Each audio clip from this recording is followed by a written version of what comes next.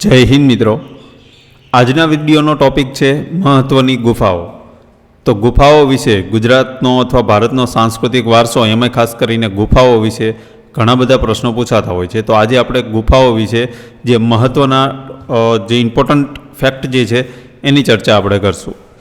તો સૌથી પહેલી અજંતાની ગુફાઓ જે છે એના વિશે વાત કરીએ તો અજંતાની ગુફાઓ કઈ જગ્યાએ આવેલી છે? મહારાષ્ટ્રમાં. તો આ ગુફાઓ ક્યારે બની છે? બીજી સદીથી 5મી સદી દરમિયાન આ અજંતાની ગુફાઓને બનાવવામાં આવી છે. તેમાં લગભગ કેટલી 30 ગુફાઓ છે જે સંપૂર્ણપણે બૌદ્ધ ધર્મ પર આધારિત છે. તો અજંતાની ગુફાઓ જે છે તે કયા ધર્મ ઉપર આધારિત છે? બૌદ્ધ ધર્મ પર, જેમાં લગભગ 30 ગુફાઓ આવેલી છે. અને આ ગુફાઓની વિશેષતા શું છે? તો કે આ ગુફાઓની અંદર ભીંતચિત્રો અને ફ્રેસ્કો એટલે કે પેઇન્ટિંગ એટલે કે ભીના પ્લાસ્ટર પર જોવા મળે છે. આ અજંતાની ગુફાઓની વિશેષ કલા છે કે જ્યાં ભીંતચિત્રો છે, ભીંત ઉપર ચિત્રો દોરવામાં આવેલા છે.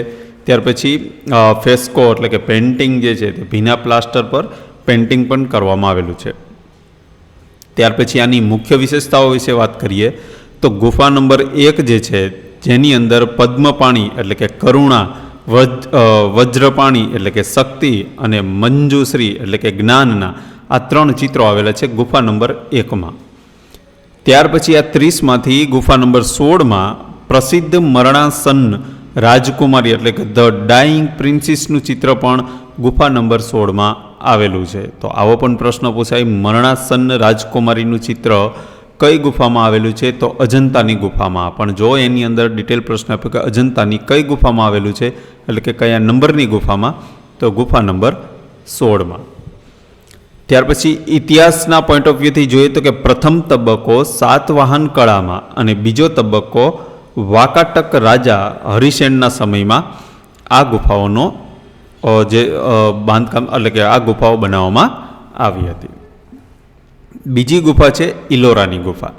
જે ઇલોરાની ગુફા પણ મહારાષ્ટ્રમાં આવેલી છે, જેની અંદર લગભગ 34 ગુફાઓ છે. પરંતુ બધી જ ગુફાઓ બૌદ્ધ ધર્મ પર આધારિત નથી. જેવી અજંતાની હતી ગુફાઓ, 30 ગુફાઓ તે બૌદ્ધ ધર્મ પર આધારિત હતી, પણ અહીંયા અલગ અલગ છે. તો કે બૌદ્ધ ધર્મ પર આધારિત ગુફાઓ કેટલી છે? તો કે 12. ગુફા નંબર 1 થી ગુફા નંબર 12. હિન્દુ ધર્મ પર આધારિત 13 થી 29 અને જૈન ધર્મ પર આધારિત 30 થી 34 એટલે કે 5 ગુફા જૈન ધર્મ પર આધારિત છે. એટલે આવી રીતે ટોટલ 34 ગુફાઓ ઇલોરાની ગુફાઓમાં આવેલી છે, એ પણ મહારાષ્ટ્રમાં. હવે એનું મુખ્ય આકર્ષણ છે કે ગુફા નંબર 16માં કૈલાસ મંદિર એટલે કે રાષ્ટ્રકૂટ રાજા કૃષ્ણવન દ્વારા પથ્થર કોતરીને બનાવેલું વિશાળ એકાસ્મ મંદિર છે, જેનું નામ છે કૈલાસ મંદિર. આ ગુફા નંબર 16માં આવેલું છે, આ યાદ રાખજો.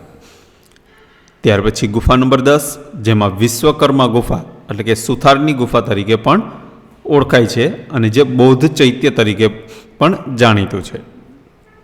ત્યાર પછી આનું નિર્માણ ક્યારે થયું અને કોણે કર્યું? તો કે આનું નિર્માણ રાષ્ટ્રકૂટ એટલે કે હિન્દુ અને બૌદ્ધ અને યાદવ વંશ એટલે કે જૈન દ્વારા આનું નિર્માણ કરવામાં આવેલું છે ઇલોરાની ગુફાઓનું. ત્યાર પછી એલિફન્ટાની ગુફાઓ જે છે તે મુંબઈ ખાતે આવેલી છે, એ પણ મહારાષ્ટ્ર. બરાબર. કયા ધર્મની ગુફાઓ છે? કે મુખ્યત્વે ભગવાન શિવને સમર્પિત છે. બધી જ ગુફાઓ એલિફન્ટાની ગુફાઓ ભગવાન શિવને સમર્પિત છે. તેની શિલ્પકલા જે છે તે ત્રિમૂર્તિ શિવ, જે 5.45 મીટર ઊંચી મૂર્તિ જે શિવના સર્જક, પાલક અને સંહારક સ્વરૂપે દર્શાવે છે આ મૂર્તિ.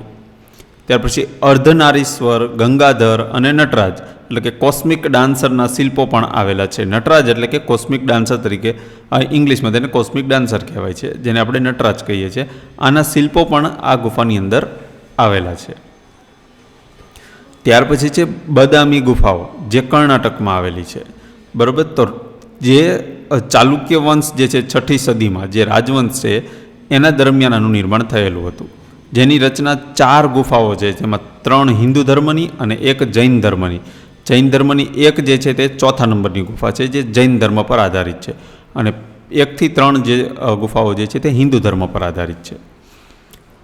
ત્યાર પછી એની વિશેષતાની વાત કરીએ તો કે ગુફા નંબર 1 જે છે જેની અંદર 18 હાથવાળા નટરાજનું શિલ્પ, જેને 81 મુદ્રાઓ છે, એ આની ખાસ મુખ્ય વિશેષતા છે. ગુફા નંબર 3માં સૌથી મોટી ગુફા છે, બરાબર. બદામી ગુફાઓ જે છે તેમાંથી સૌથી મોટી ગુફા કઈ છે? ગુફા નંબર 3, જેમાં ભગવાન વિષ્ણુને સમર્પિત છે. ત્યાર પછી વિષ્ણુના ત્રિવિક્રમ અને વરાહ અવતારના શિલ્પો પણ આ બદામી ગુફાઓમાં આવેલા છે. ત્યાર પછી બારાબર અને નાગાર્જુનની ગુફાઓ જે બિહાર ખાતે આવેલી છે, જેનો સમય છે મૌર્યકાળ, એટલે કે અશોક અને પૌત્ર દશરથ આ સમય દરમિયાન આ બારાબર અને નાગાર્જુનની ગુફાઓનું નિર્માણ થયું છે. જે સંપ્રદાયની વાત કરીએ તો કે આજીવક સંપ્રદાય માટે નિર્મિત છે આ ગુફાઓ. એની ખાસિયત છે કે અંદરની સપાટી અત્યંત ચળકતી અને લોમસ ઋષિ ગુફાનો પ્રવેશ દ્વાર ચૈત્ય કમાનનું ઉત્કૃષ્ટ ઉદાહરણ છે આ બારાબર એટલે કે નાગાર્જુનની ગુફાઓ. બરાબર. ત્યાર પછી છે મહારાષ્ટ્રની અન્ય મહત્ત્વની ગુફાઓની આપણે વાત કરીએ તો કે ભાજા ગુફાઓ, જે સૌથી જૂની દક્ષિણ ભારતની ગુફાઓ જે છે, જે 2જી સદી BC એટલે કે ઈસવીસન પૂર્વે 2જી સદી પહેલાં બનાવેલી છે, જેમાં તબલા વગાડતી મહિલાનું શિલ્પ પણ અહીંયા જોવા મળે છે ભાજા ગુફાઓની અંદર. ત્યાર પછી છે કારલા ગુફાઓ, જે અહીં ગ્રાન્ડ ચૈત્ય એટલે કે ગુફા નંબર 8 છે ગ્રાન્ડ ચૈત્યમાં, જે ભારતનું સૌથી મોટું ચૈત્ય છે. ગ્રાન્ડ ચૈત્ય ક્યાં આવેલું છે? કારલા ગુફાઓની ગુફા નંબર 8માં, જે ભારતનું સૌથી મોટું ચૈત્ય છે. ત્યાર પછી છે નાસિક એટલે કે પાંડવલેણીની ગુફાઓ, જેમાં 24 બૌદ્ધ ગુફાઓ છે. કેટલી? 24, જેમાં ગૌતમી પુત્ર સાતકર્ણીના શિલાલેખ અહીં મળ્યા છે. ત્યાર પછી છે કાન્હેરી ગુફાઓ, જેમાં 109 ગુફાઓનો સમૂહ જે છે. કાન્હેરી કોઈ એક ગુફા નથી, પણ 109 ગુફાઓનો સમૂહ છે, જેમાં 11 માથાવાળા અવલોકિતેશ્વરની મૂર્તિ પણ અહીં જોવા મળે છે. ત્યાર પછી મધ્યપ્રદેશની ગુફાઓની વાત કરીએ તો કે ઉદયગીરીની ગુફાઓ જે છે મધ્યપ્રદેશમાં આવેલી છે, જેમાં ગુપ્તકાલીન ગુફાઓ જે ભગવાન વિષ્ણુના વરાહ અવતારનું ભવ્ય શિલ્પ ગુફા નંબર 5માં જોવા આપણને મળે છે. ત્યાર પછી છે બાગ ગુફાઓ, તેના ભીંત ચિત્રો માટે જાણીતી છે અને અજંતા જેવી શૈલી ધરાવે છે. તો કે અજંતા જે છે મહારાષ્ટ્રમાં આવેલી છે, જેના માટે જેમાં પણ ભીંત ચિત્રો જોવા મળે છે, એવી જ આ બાગ ગુફાઓ છે, ત્યાં પણ ભીંત ચિત્રો આપણને જોવા મળે છે. ત્યાર પછી ગુજરાતની જે પ્રમુખ ગુફાઓની વાત કરીએ તો કે જૂનાગઢ ગુફા સમૂહ. તો જૂનાગઢમાં જે ગુફાઓનો સમૂહ આવેલો છે, જેમાં ખાપરા કોડિયા, ત્યાર પછી બાવા પ્યારા અને ઉપરકોટની આ બૌદ્ધ ગુફાઓ છે. કેવી ગુફાઓ છે? બૌદ્ધ ગુફાઓ. ત્યાર પછી સિયોત ગુફાઓ જે કચ્છમાં આવેલી છે, જે પ્રાચીન વ્યાપારી માર્ગ પર આવેલી બૌદ્ધ ગુફાઓ છે. ત્યાર પછી ભાવનગર ખાતે જે તળાજામાં આવેલી ગુફાઓ છે, જે જૈન અને બૌદ્ધ સંસ્કૃતિનો સંગમ ધરાવે છે, જેમાં એભલ મંડપ અહીંનું ખાસ સ્થાપત્ય છે. ત્યાર પછી અન્ય નોંધપાત્ર સ્થળોની આપણે વાત કરીએ તો કે સિતનાવસલ એટલે કે તમિલનાડુમાં જે જૈન મઠ, તેના છત પરના કમળના તળાવના ચિત્રો પ્રખ્યાત છે. બરાબર. જે લોટસ પોન્ડ કહેવાય છે કે કમળના તળાવ, એના ચિત્રો માટે તે પ્રખ્યાત છે. સિતનાવાસલની જે સ્થળ જે છે, જે તમિલનાડુમાં આવેલું છે. ત્યાર પછી છે સપ્તપર્ણી ગુફા, જે રાજગીર, જે પ્રથમ બૌદ્ધ ધર્મ પરિષદ અહીં યોજાઈ હતી. પ્રથમ બૌદ્ધ ધર્મ પરિષદ કઈ જગ્યાએ યોજાઈ હતી? તો કે રાજગીર ખાતે, સપ્તપર્ણી ગુફા ખાતે. ત્યાર પછી છે ભીમબેટકા ગુફા, જે આવેલી છે મધ્યપ્રદેશમાં, જેને પ્રાગ ઐતિહાસિક રોક આર્ટ અને શૈલી ચિત્રો માટે જાણીતું યુનેસ્કો સ્થળ છે આ ભીમબેટકા. ત્યાર પછી જે ઉદયગીરી ખંડગીરીની ગુફાઓ, જે ઓડિશામાં આવેલી છે, જે જૈન સાધુઓ માટે રાજા ખારવેલ દ્વારા નિર્મિત કરવામાં આવી હતી. ત્યાર પછી છે કોટ્ટુકલ ગુફા, જે કેરળ ખાતે આવેલી છે, જે એક જ પથ્થરમાંથી કોતરાયેલું મંદિર જે છે ત્યાં આવેલું છે, જે દૂરથી ઊંઘતા હાથી જેવું લાગે છે આ ચિત્ર. તો મિત્રો, આ જે આપણે આજે જોયું મહત્ત્વની ગુફાઓ, જેની અંદરથી ઘણા બધા પ્રશ્નો નીકળેલા છે.